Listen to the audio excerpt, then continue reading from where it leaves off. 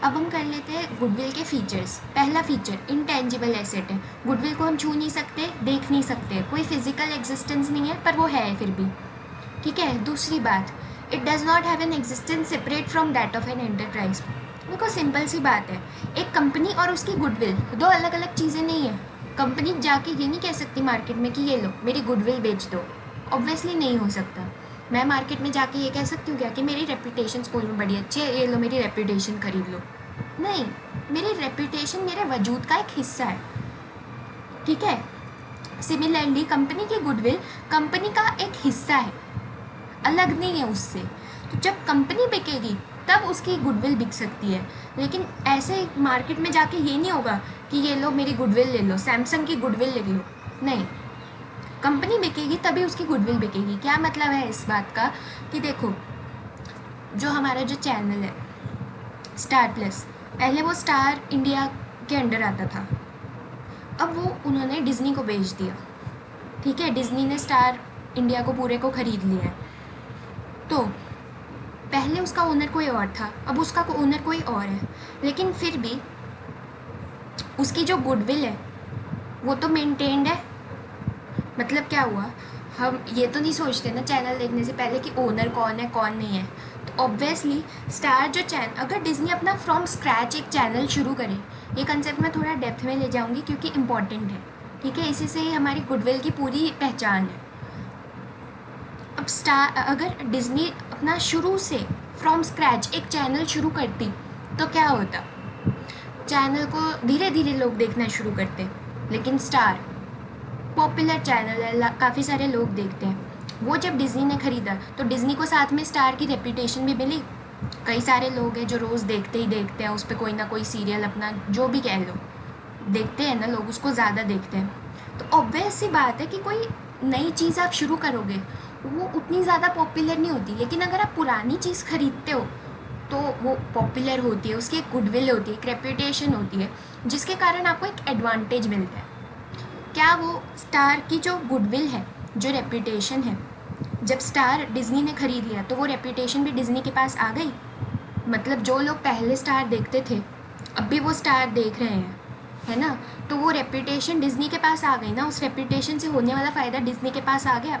अगर वही डिज्नी एक नया चैनल शुरू करता तो ऑब्वियसली उतना बेनिफिट नहीं होता डिज्नी को, धीरे धीरे काफ़ी साल लग जाते उसको पॉपुलर करने में ही। समझ पा रहे हो बात को? तो ये एक बेनिफिट होता है कि एक जो पुरानी कंपनियां होती हैं और जो नई कंपनियां होती हैं, पुरानी कंपनियों के पास एक एडवांटेज होता है गुडविल का। ठीक है, इसीलिए अगर कोई भी बंदा जो है वो कोई कंपनी खरीदता है तो उसको कुछ पैसे एक्स्ट्रा देने पड़ते हैं। क्या मतलब हुआ इस बात का, अगर मैं एक कंपनी के एसेट्स वगैरह जो है वो 50,000 के हैं, मान लेते हैं कि 50,000 की कंपनी के एसेट्स हैं। ठीक है, ये कंपनी के एसेट्स हैं, लेकिन मैंने जब कंपनी खरीदी तो मुझे 70,000 पे करने पड़े। 70,000, ये जो 20,000 मैंने एक्स्ट्रा पे किए हैं वो किसके हैं? गुडविल के। क्या मतलब हुआ इस बात का, देखो अगर मैं अपनी कंपनी शुरू करती है एकदम बिगनिंग से, तो मुझे उतने कस्टमर वगैरह गेन करने में, उतना नाम बनाने में अपना मेहनत करनी पड़ती। लेकिन अब मैंने एक चलती हुई कंपनी खरीदी है, उसका नाम है ऑलरेडी, मार्केट में वो पॉपुलर है ना? तो मुझे वो कस्टमर्स मेरे ऑलरेडी बंधे हुए हैं, जिसके लिए मैंने मेहनत भी नहीं की, मैंने कुछ नहीं किया, पुराने ओनर ने काम किया और मुझे उसका बेनिफिट मिल रहा है। शुरुआत से एक्स्ट्रा बेनिफिट मिल रहा है, उस बेनिफिट के पैसे देने पड़ते हैं। वो जो 20,000 रुपये मैं दूंगी वो क्या हो गई? उस कंपनी की गुडविल, कि मैंने उस कंपनी की जो बनी बनाई रेपुटेशन है, जो अदरवाइज़ मुझे कई साल लगा के बनानी पड़ती, लेकिन क्योंकि मैंने एक चलती हुई कंपनी खरीदी है, पुरानी कंपनी खरीदी है, तो मुझे वो बेनिफिट मिला है, उसके कारण मैंने 20,000 रुपये एक्स्ट्रा दिए हैं। वो मैंने गुडविल के एक्स्ट्रा रुपये दिए हैं। समझ पा रहे हो बात को? अब तीसरे पे आ जाते हैं, इसको कहते हैं परचेज गुडविल। ये हमारा टाइप्स ऑफ गुडविल में आएगा topic. It helps in earning higher profits. जाहिर सी बात है, रेपुटेशन आपको अच्छी प्रॉफिट्स अर्न करने में हेल्प करती है। चौथी बात, it is an attractive force which brings in customers regularly to the place of business.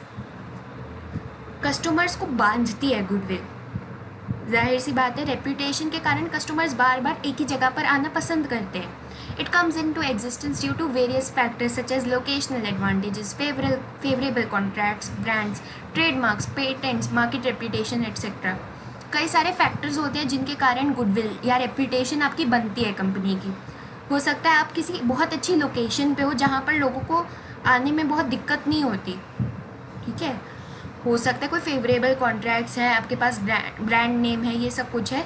ये सब हम जब फैक्टर्स डिस्कस करेंगे ना तब बेटर समझ में आएगा, क्योंकि वो सारे फैक्टर्स यहाँ पर हैं अगले पेज में, ठीक है. Value of goodwill is subjective as it depends on the assessment of valuer. अब देखो गुडविल है क्या चीज़. गुडविल है रेप्यूटेशन. गुडविल को जब हम इवैल्यूएट करते हैं गुडविल की वैल्यू निकाल रहे हैं, तो हम असल में किस चीज़ की वैल्यू निकाल रहे हैं. हम वैल्यू निकाल रहे हैं कि रेप्यूटेशन के कारण हमें कितना बेनिफिट होता है, ठीक है. हम क्या निकाल रहे हैं कि हमें रेप्यूटेशन से, हमारी कंपनी की जो रेप्यूटेशन है उससे हमें क्या बेनिफिट हो रहा है, ये निकालते हैं हम जब गुडविल को इवैल्यूएट करते हैं. ऑब्वियसली हर बंदे का अपना अपना तरीका है निकालने का गुडविल. मतलब तरीक़ों से फ़र्क नहीं पड़ता, बट देखो हर एक, ऑब्वियसली ये बात है कि गुडविल जो है वो सब्जेक्टिव चीज़ है. हो सकता है मुझे लगे कि मुझे रेप्यूटेशन के कारण 50,000 रुपये का फ़ायदा हो गया. हो सकता है किसी और को लगे कि नहीं 50,000 रुपये का बेनिफिट नहीं हुआ, तो मैं 30,000 का हुआ है बेनिफिट. कोई तीसरा बंदा इवैल्यूएट करेगा तो उसको लगेगा कि 20,000 का बेनिफिट हुआ है रेप्यूटेशन के कारण, बाकी सारा मेहनत के कारण है, बाकी सारा जो पैसे इन्वेस्ट किए हुए हैं बिजनेस में उसके कारण है. तो हर बंदे का अपना अपना देखने का नज़रिया होता है गुडविल में, क्योंकि गुडविल है रेप्यूटेशन के कारण तुम्हें कितना बेनिफिट मिल रहा है. इसके लिए कोई चेक वेक तो ऐसे नहीं काटा जाता ना. गुडविल के लिए कोई रिटर्न रिकॉर्ड नहीं है, कुछ ऑब्वियस बात नहीं है. तो ऑब्वियसली इसकी वैल्यू फिक्स्ड नहीं है. इसकी वैल्यू डिपेंड करती है कि जो वैल्यूअर है, जो इवैल्यूएट कर रहा है, वो किस तरीके से इवैल्यूएट कर रहा है, वो किस तरीके से असेस कर रहा है, उसका क्या सोच है, उसका क्या नज़रिया, उस सब पे डिपेंड करता है. बेसिकली वैल्यूअर पे डिपेंड करता है ये कि गुडविल तुम्हारी कितनी आएगी, ठीक है. मैं अगर इवैल्यूएट करूँ गुडविल, मैं कम करके भी दिखा सकती हूँ अपनी गुडविल कंपनी की, मैं ज़्यादा करके भी दिखा सकती हूँ, क्योंकि गुडविल कोई मशीन नहीं है जिसकी फिक्स्ड वैल्यू है. गुडविल है रेप्यूटेशन, कितना भी कर लो, है ना. रेप्यूटेशन से कितना फ़ायदा हो रहा है मुझे, कितना भी दिखा दूँ मैं दिखा दूँ कि मुझे सारा का सारा फ़ायदा हो ही गुडविल से रहा है, मेरी मर्ज़ी है ना वो तो, ठीक है. ये जो 7th पॉइंट है ये एडमिशन का पॉइंट है, इसलिए इस पर ध्यान देने की ज़रूरत नहीं है, ठीक है.